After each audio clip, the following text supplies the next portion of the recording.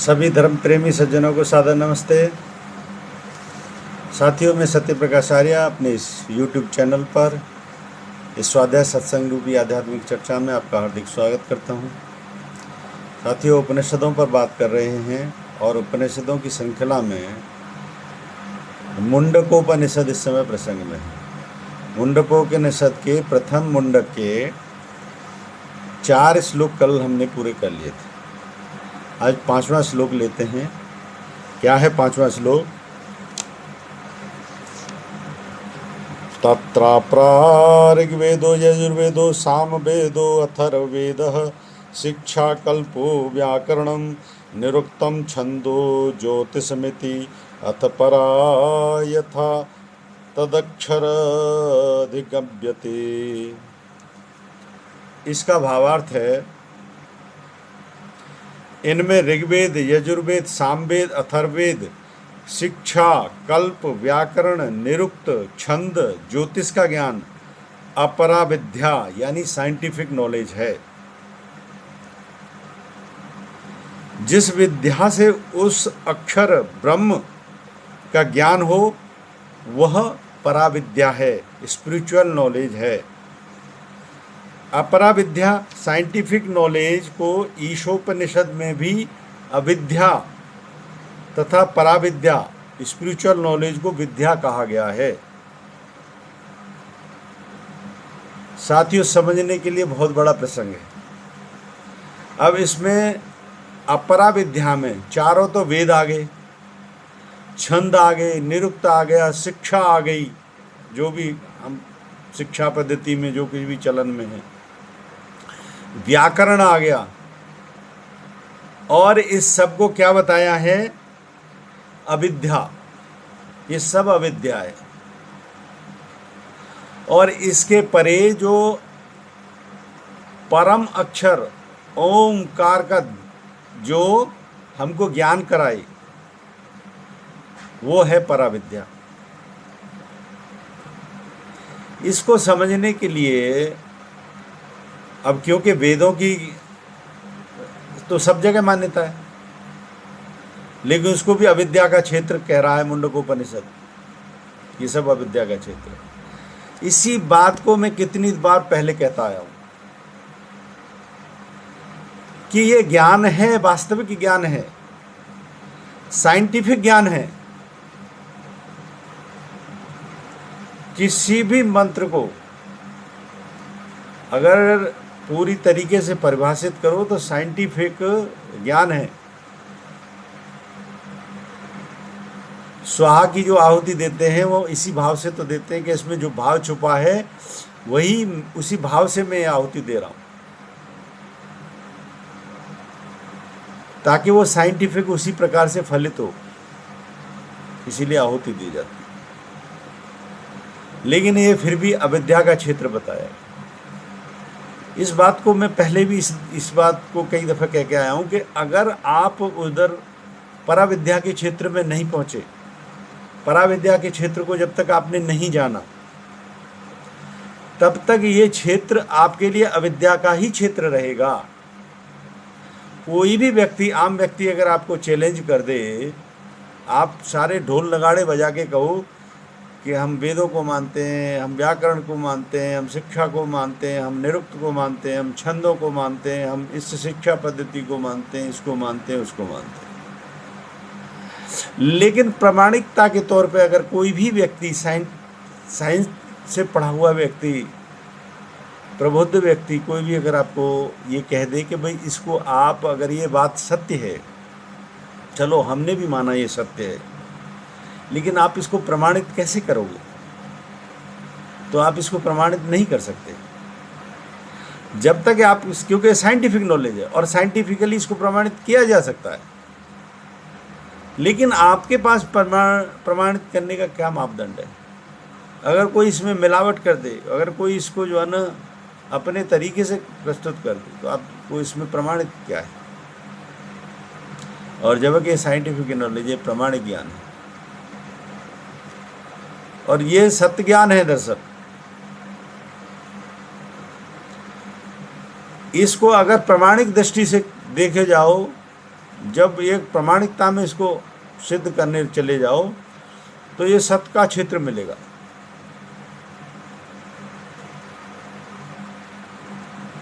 पराविद्या में जबकि ब्रह्म का क्षेत्र बताया है, ओंकार है, सारा उसका ही अंश है, उसका अंश है, लेकिन उसका ये फिर रिफ्लेक्टेड स्वरूप है, जैसा कि मैंने बताया, रिफ्लेक्टेड स्वरूप है। ये प्रकट जगत में आ जाता है, फिर प्रकट जगत में, और किस लिए आ जाता है कि यहाँ से फिर उस प्रकट जगत में मनुष्य के कल्याण के लिए इसमें इतना ज्ञान छुपा हुआ है कि अगर उसका हम चिंतन करें, मनन करें, उसके अनुकरण करें तो निश्चित ही हमारा कल्याण होता है, और इसके माध्यम से ही उस पराविद्या के क्षेत्र तक पहुंचा जाता है। तो अविद्या के क्षेत्र इसलिए इसको कहा गया है कि इसकी जब तक आपकी उपलब्धि नहीं है तब तक कोई प्रमाणिकता नहीं है, कोई प्रमाणिकता का आपके पास पैमाना नहीं है। दूसरी बात,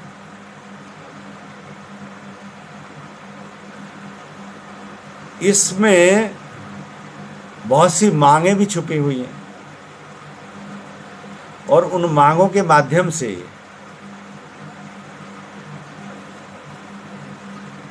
अगर व्यक्ति उनका दुरुपयोग करने लग जाए, कितना आर्य जगत में जो बहुत सी दफे गिरावट आई, इसका कारण ही यही है। गुरुकुल विश्वविद्यालय वृंदावन, इसके शिक्षित व्यक्ति आज भी पूरे विश्व में हैं, लेकिन देखिए उसका क्या हाल किया था। थे तो सभी आर्य लोग ही, उसी से जुड़े हुए लोग थे, चैरिटी पे चलती थी, चैरिटी को व्यवसाय बना लिया था स्वार्थ सिद्धि के कारण, और सभी क्रियाएं रोजाना वहां पे होती थी। और ऐसे बहुत सारी संस्थाएं, क्योंकि हमारे खुद के मथुरा के क्षेत्र में वहाँ जाना आना होता रहता था, जुड़े हुए थे हम उससे, तो हमने देखा उसका क्या हाल कर दिया। अब फिर से उसका पुनरुद्धार की प्रक्रिया चल रही है, अब देखो कब हो जाए, अपने स्वरूप में वो कब आ पाएगा।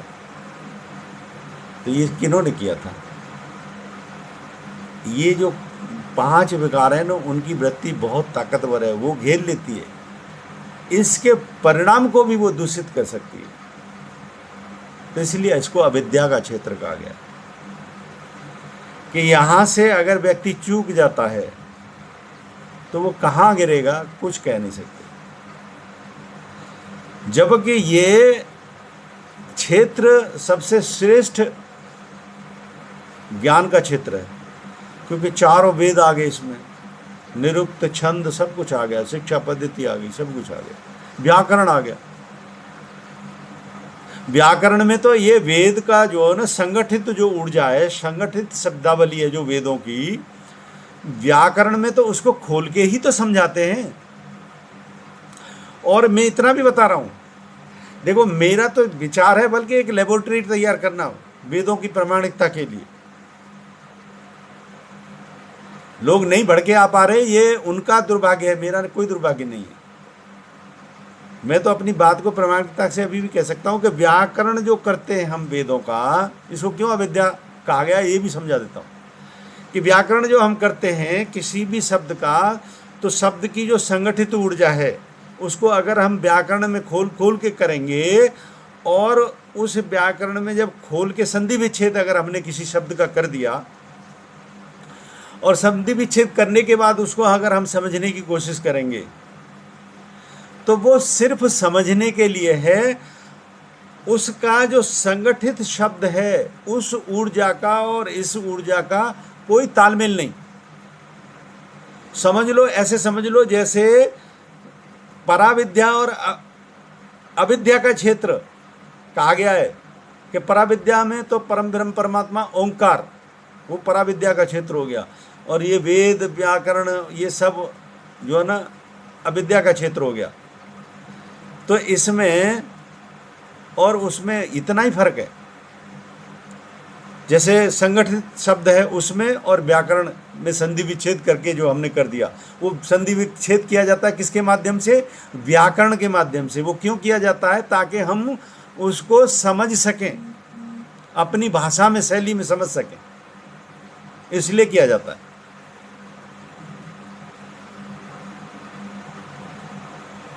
तो क्यों अविद्या का क्षेत्र इसको कहा गया है? जबकि सारा ये सत्य ज्ञान है। इसमें जो पराविद्या के क्षेत्र में पहुंच के इसको अगर जब समझा जाए तो इसमें भी कभी कोई परिवर्तन नहीं हो सकता, लेकिन प्रकट जगत में जो चाहे इसमें परिवर्तन कर दे, जो चाहे इसका दुरुपयोग कर ले। दुरुपयोग का प्रत्यक्ष उदाहरण मैंने अभी आपको दिया गुरुकुल विश्वविद्यालय वृंदावन का, कि इसके आज भी प्रामाणिकता में कितने सारे इससे निकले हुए बहुत बड़े स्तर के विद्वान लोग आज पूरे विश्व में आज भी सेवाएं दे रहे हैं, अलग अलग। कोई मेडिकल साइंस के क्षेत्र में योगदान दे रहा है, जिसमें आयुर्वेदाचार्य जी जिन्होंने किया, कोई संस्कृत के क्षेत्र में दे रहा है, कोई व्याकरण के क्षेत्र में, कोई वेदों की शिक्षा पद्धति को पढ़ा रहा है, बहुत सारे हैं। लेकिन उसका इतना अच्छा स्तर था, सब डिस्ट्रॉय कर दिया। तो इसलिए इसको अविद्या का क्षेत्र कहा गया है। ज्ञान को भी समझना और समझ के उसको अनुकरण करना, इम्प्लीमेंट करना, ये जीवन में सबसे बड़ी उपयोगिता है। अगर इसको नहीं करते तो फिर इस ज्ञान का भी कोई मूल्य नहीं रह जाता। इसलिए इसको अविद्या का क्षेत्र कहा है। अब इसमें प्रामाणिकता से ये भी बात कही जा रही थी कि इसको ईशोपनिषद भी इस बात को कह रहा है और मुंडकोपनिषद का ऋषि भी इसी बात को दोहरा रहा है। तो अभी ये श्लोक हमने लिया, दूसरा एक और श्लोक ले लेते हैं, एक श्लोक और ले लेते हैं आज चर्चा को आगे बढ़ाते हुए। छठा श्लोक, यत्तद्रे समग्रहमगोत्रम वर्णमचक्षुत्रोत्रम तदपाणिपादवं नित्यं विभुं सर्वगतं सुसूक्ष्मं तदव्ययं यदभूतयोनिः परपश्यन्ति धीराः। इसका भावार्थ है, पराविद्या से जिस अक्षर ब्रह्म का ज्ञान होता है वह देखा नहीं जा सकता, ग्रहण नहीं किया जा सकता, उसका कोई वंश नहीं, वर्ण नहीं, उसके कान आँख नहीं, हाथ पाँव नहीं, वह नित्य है, विभू है, वह सब जगह पहुँचा हुआ है, किंतु सूक्ष्म है, अव्यय है, सब भूतों का कारण है। धीर लोग पराविद्या से उस ब्रह्म का साक्षात्कार कर लेते हैं।